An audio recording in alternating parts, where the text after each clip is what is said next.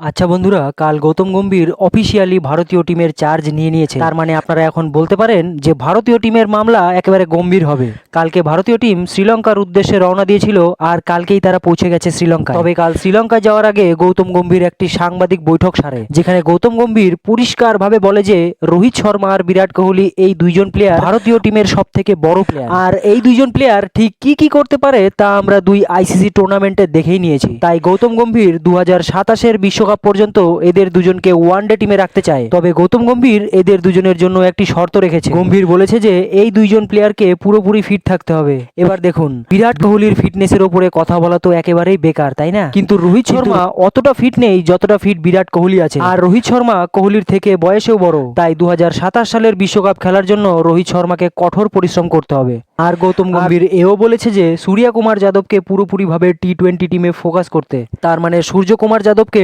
টি-20 ছাড়া ক্রিকেটের অন্য কোনো ফরম্যাটে সুযোগ দেওয়া হবে না।